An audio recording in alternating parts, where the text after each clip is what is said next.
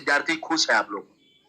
सबसे पहले तो मैं ये बता दूं कि लगभग 65 से 70 दिन हो चुके थे ये लोग गर्दनी बाग में लगातार इस बात को लेकर के स्ट्रगल कर रहे थे कि जितना कट ऑफ गया है उतने ही मार्क्स पर कोई छात्र ज्वाइनिंग लेटर लिए हुए हैं, उनको नियुक्ति पत्र मिला है और उतने ही मार्क्स को लेकर के हम लोग रोड पे बैठे हुए हैं। मांग इसी चीज का है कि कम से कम मल्टीपल कैंडिडेट जो है उनके बदले में पूरक रिजल्ट दिया जाए, जो कि वाजिब हक भी था। मल्टीपल जितना है उसी पर पूरक आएगा, हाँ सब पर पूरक नहीं आएगा, मल्टीपल पर ही पूरक आएगा। उसकी संख्या आपका 6000 हो जाए, 7000 हो जाए, 8000 हो जाए, लगभग उतना ही आपका रहना है। मैक्सिमम 10,000 तक में भी हो सकता है।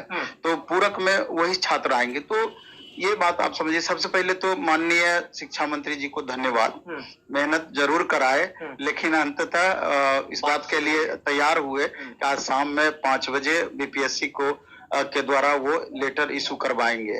तो अब देखना है, उस घड़ी का इंतजार है सभी छात्रों को भी कि किस समय वो लेटर जारी होता है।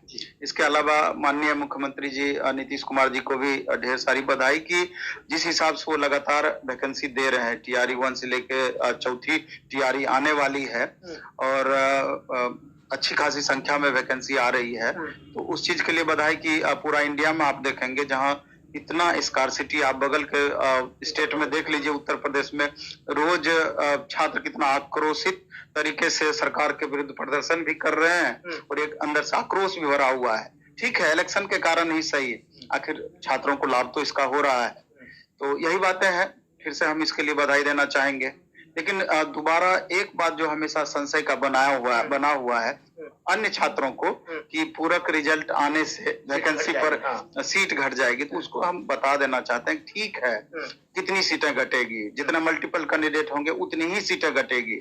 माननीय उप मुख्यमंत्री जी सम्राट चौधरी जी के द्वारा 80,000 वैकेंसी की बातें कही गई थी और इसके पहले कभी 1.5 लाख, कभी 1.25 लाख, कभी लाख वैकेंसी की चर्चा हमेशा से होती रही है। तो हमको लगता है कि उस समय 21,000 प्लस सीटें जोड़ने की बात थी टीआरई 4 की वैकेंसी में, तो 80,000 वो रहेगा ही रहेगा। उसके अलावे का ये सारा कुछ आपका प्रोसेस चल रहा है। तो मैं भी ये भी संभावनाएं बताई जा रही है कि 90,000 से लाख वैकेंसी भी हो सकती है, लेकिन इसकी वास्तविक स्थिति तो तभी पता चलेगी जब वैकेंसी आ जाएगी।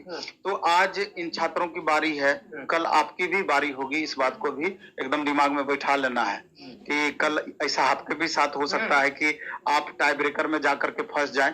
इसलिए कर इन चीजों से बहुत परेशान नहीं होना है, आपका अच्छी खासी संख्या में वैकेंसी रहेगी। सर एक समस्या और है, जैसे शिक्षा मंत्री के द्वारा जब तारांकित प्रश्न पूछा गया तो उन्होंने बता दिया कि हाँ टीआरई 4 की तैयारी है, मई से प्रक्रिया शुरू हो जाएगी, सब कुछ शुरू हो जाएगा। उसके बाद बीपीएससी अपना कैलेंडर जारी किया, सभी एग्जाम का स्थान मिला, लेकिन टीआरई का कहीं स्थान नहीं दिखा। सर ये कैसे? नहीं, कई बार ऐसा देखने को मिलता है, इस तरह की बातें होती है, क्योंकि कोई भी चीज कंफर्म तभी समझा जाएगा जब सारा प्रोसेस उसका क्लियर हो जाता है। एक नहीं तो ऐसे ये होता कि संभावित एक तरीके से मैं भी दे सकती थी बीपीएससी, लेकिन नहीं दी है। हमको लगता है कि अभी तो ज्वाइनिंग का प्रोसेस टीआरई 3 वाले का शुरू नहीं हुआ है, ज्वाइन तो कराए नहीं है। कितना दिन इनको ज्वाइनिंग में फाइनली लगता है, इसके बाद जब ये ज्वाइन कर लेंगे तो कितनी सीटें वैकेंट रह जाती है, शिक्षा विभाग इसका लेखा जोखा मंगाएगी। इसके बाद पहले से कितने सीटों को ईजाद करके रखी है, पहले से कितनी सीटें देनी है, इन चीजों के बारे में डिटेल रखी है। तो दोनों मिलाकर के ही आखिर तय किया जाएगा कि ओवरऑल वैकेंसी कितनी रहनी है। फिर वो जीएडी को भेजेगी, जीएडी फिर बीपीएससी को भेजेगी। तो इस प्रोसेस में कम से कम 2-3 महीने का विलंब हो सकता है। मई में संभावित बोला गया है कि नोटिफिकेशन हम दे देंगे। तो जब भी नोटिफिकेशन आएगा तो उसके कम से कम 2 महीने के बाद ही एग्जाम की संभावना है। मतलब कैलेंडर में नहीं होने से कोई दिक्कत से कोई फर्क नहीं पड़ता है। जब लगातार शिक्षा मंत्री के द्वारा बोला गया, फिर माननीय मुख्यमंत्री जी के ट्विटर हैंडल से उसको दिया गया। अभी देखे होंगे कि प्रधानमंत्री के साथ में बीपीएससी को लेकर के एक दिया गया है, फोटो सहित पूरा डिटेल निकाला गया है।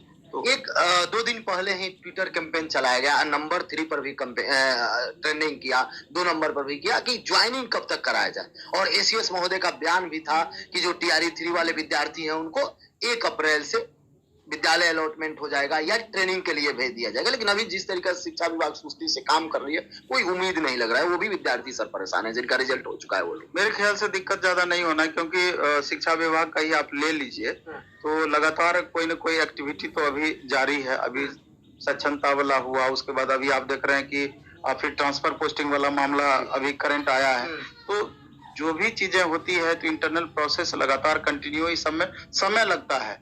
तो ज्यादा उम्मीद है कि जिस तरीके से एसीएस महोदय बताए हैं, मे भी 2-4 दिन आगे पीछे हो सकता है, लेकिन फर्स्ट वीक अप्रैल तक में 6-7 तारीख तक में निश्चित रूप से इन लोगों को अलॉट करने की संभावना है। सर इतनी बड़ी संख्या में वैकेंसी फिर पता ना आए या ना आए, सबसे अधिक विद्यार्थी उम्मीद करते हैं 23-25 वाले, वो चाहे बीएड कर रहे हैं या जो डीएलएड कर रहे हैं या जो पीजी किए हैं, उनको ये उम्मीद बन रहा है कि हमको मौका दिया जाए, कम से कम टीआरई 4 में बैठने का मौका दिया है, नौकरी नहीं मांग रहे। इन विद्यार्थी को लेकर क्या कहेंगे? एक कारण होता है ना। अभी मान लीजिए 22-24 का ही आप बात ले लीजिए।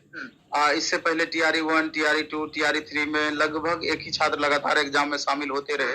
तो जो करंट स्टूडेंट है उनके दिमाग में ये बात चलते रहता है 22-24 हो या 23-25 हो कि पता नहीं इतनी बड़ी वैकेंसी आ रही है, उसमें हमको मौका मिलेगा कि नहीं मिलेगा। और एक बार इलेक्शन हो गया तो पता नहीं कितनी संख्या में वैकेंसी आएगी, कब आएगी, कहीं अगले इलेक्शन की तो बातें फिर नहीं चली जाएगी। तो ये आशंकाएं और उनका लगातार किया हुआ मेहनत, ये दोनों चीज परेशान करता है कि कहीं ना कहीं हम लोगों को मौका टीआरई 4 से पहले जरूर मिलना चाहिए। बातें यही है। आप देखें कि पिछले 7 साल कोई वैकेंसी नहीं दी बिहार सरकार, और अचानक एक साल में आप चौथा वैकेंसी देने जा रहे हैं। तो स्वाभाविक है कि इलेक्शन बेस्ड ये वैकेंसी है, और फिर एक बार ये इलेक्शन निकलने के बाद अगले इलेक्शन तक में लगता है कि समझ में आता है कि मे भी कहीं उत्तर प्रदेश वाला हल बिहार का भी ना हो जाए। तो इसलिए ये आशंकाएं स्वाभाविक है।